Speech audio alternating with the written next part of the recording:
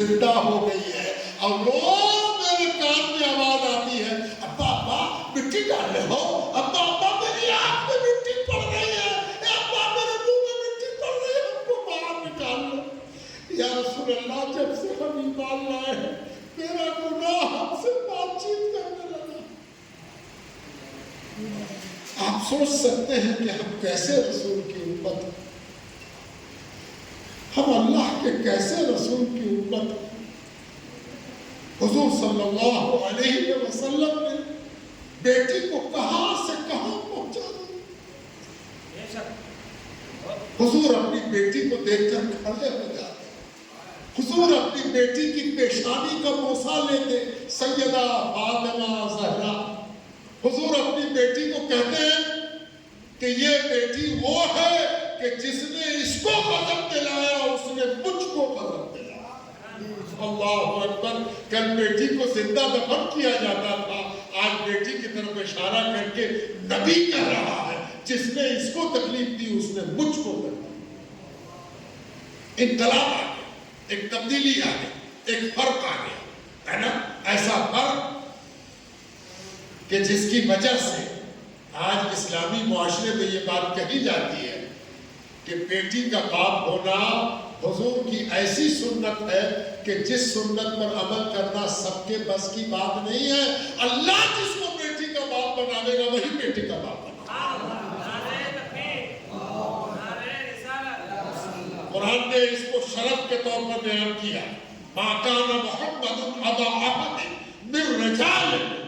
سنو، یہ رسول وہ رسول ہے جو تم میں سے کسی مرد کے باپ نہیں ہے، یعنی یہ مرد کے باپ نہیں ہے، یہ بیٹی کے باپ ہے، اور یہ رسول اللہ کا شرف ہے اور ہم سب کا شرف ہے۔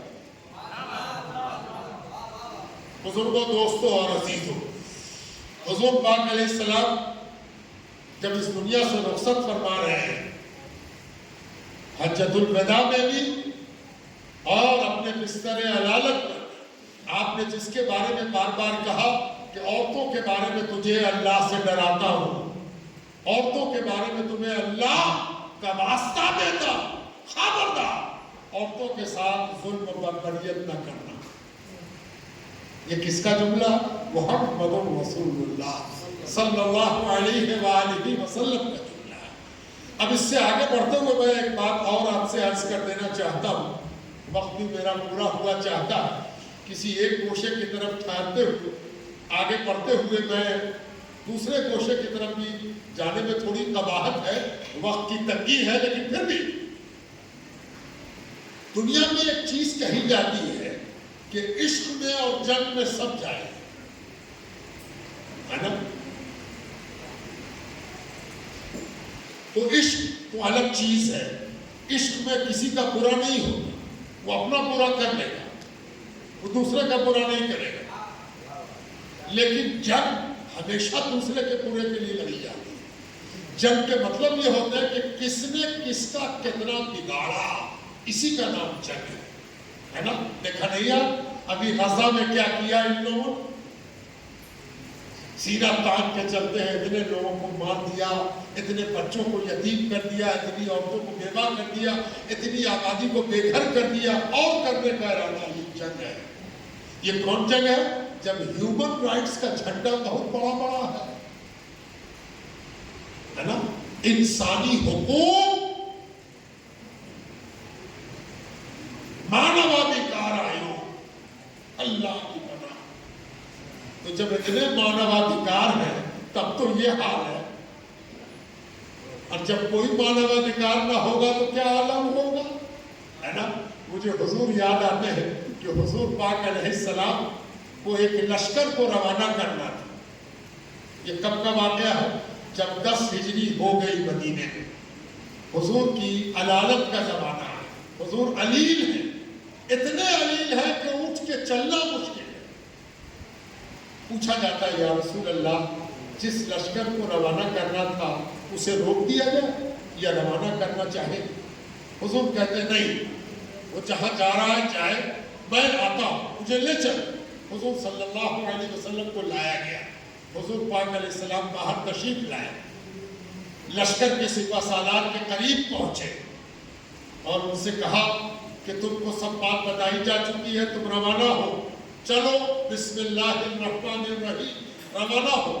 جب آگے بڑھے اور زید بن حارثہ کے بیٹے اسامہ ابن زید آگے بڑھے تو حضور صلی اللہ علیہ وسلم ان کے ساتھ چلے، تھوڑا تیز چلے تو حضور پاک علیہ السلام کی علالت کی وجہ سے دم پھولنے لگا، دم پھول رہا۔ جانتے ہیں دم پھولتی ہوئی حالت میں حضور چلتے ہوئے ساتھ ساتھ چل رہے ہیں، رخصت کر رہے ہیں کہ ہاں تم لوگ جاؤ۔ جانتے ہیں کیا کہتے ہیں؟ راوی اس کو نقل کرتا ہے، حضور دم پھولتا جاتا ہے اور کہتے ہیں بچوں پہ ہاتھ نہ اٹھانا، بوڑھوں پہ ہاتھ نہ اٹھانا، عورتوں پہ ہاتھ نہ اٹھانا، بیماروں پہ ہاتھ نہ اٹھانا، جو عبادت کرنے کے لیے اپنے گرجے میں الگ بیٹھ گیا ہو اس پر ہاتھ نہ اٹھانا، پیڑ نہ کاٹنا، عمارتیں نہ توڑنا، اسی سے لڑنا جو تم سے لڑے۔ ذرا دیکھیے ہم اس نبی کے اور مسئلے کا حل پتہ نہیں کون سندھی لوگوں نے کر رکھی ہے، فلانی ٹریٹی، جنیوا سندھی اور فلانی سندھی، غزہ میں کہا گئی ساری سندھی ہے نا۔ بزرگوں، دوستوں اور عزیزوں، ہم اس نبی کے ماننے والے ہیں جو اگر جنگ کی بات کہتا ہے تو جنگ کا ایک عالمی سلیقہ بھی سکھاتا ہے کہ خبردار۔ وہ آپ کو یاد ہوگا خندق کی لڑائی کا وہ منظر یاد ہے نا، کہ جب مدینے پر سب سے بڑی چڑھائی کی کفار اور یہود نے مل کر، تو معلوم ہوا کہ 10,000 سے اوپر کا لشکر ہے، کیا کیا جائے؟ مدینے پر حملہ ہو رہا ہے، باہر نکل کے بھی لڑیں گے تو 10,000 کا لشکر ہے، اگر مدینے میں بیٹھے رہتے ہیں تو 10,000 اندر گھس جائے گا تو مدینے کی اینٹ سے اینٹ بجا سکتا ہے معاذ اللہ۔ حضور پاک علیہ السلام نے مشورہ کیا، سیدنا سلمان فارسی نے حضور سے کہا کہ ہمارے یہاں جنگ کا ایک طریقہ ہے کہ اگر ہم باہر نکل کے نہیں لڑ سکتے تو ہم اپنے شہر کے باہر خندق کھود دیتے ہیں، اسٹرینچ کو کھود دیتے ہیں تاکہ دشمن پار نہ لگ سکے اور اندر رہ کے لڑائی لڑتے ہیں۔ جو لوگ یہ بات نہیں جانتے تھے انہوں نے اعتراض کیا کہ یہ کون طریقہ ہے لڑائی کرنے کا، لیکن حضور پاک علیہ السلام نے سیدنا سلمان فارسی کی بات کو قبول کیا اور کہا کہ سلمان ٹھیک کہتے ہیں، خندق کھودی جائے۔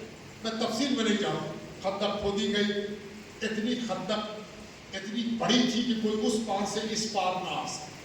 خندق کھود کے جب لڑائی ہوئی تو لڑائی کی شروعات دشمنوں کی طرف سے ایک ایسا آدمی لایا گیا تھا جس کا نام تھا مرحب،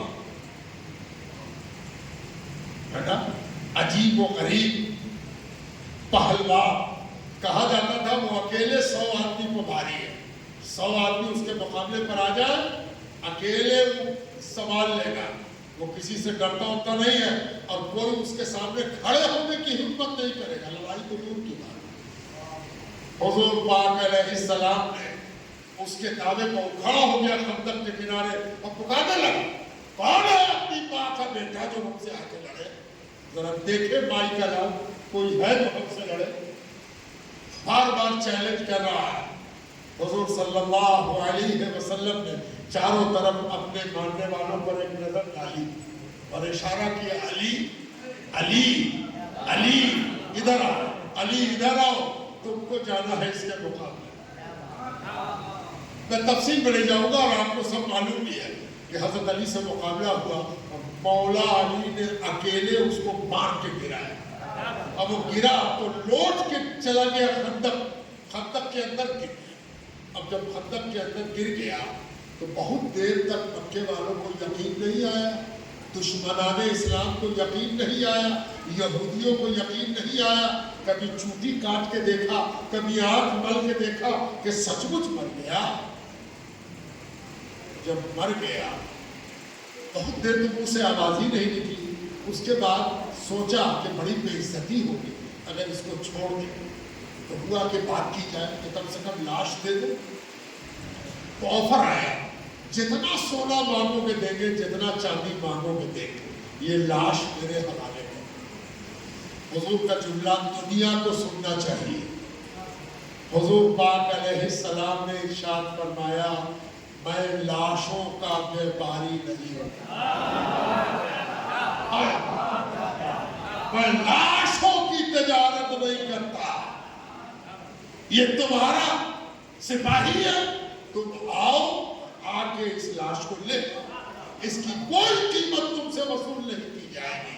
ہم اصولوں کی لڑائی لڑتے ہیں, سونے چاندی کی تجارت کی لڑائی نہیں لڑتے. بزرگوں, دوستوں اور عزیزوں,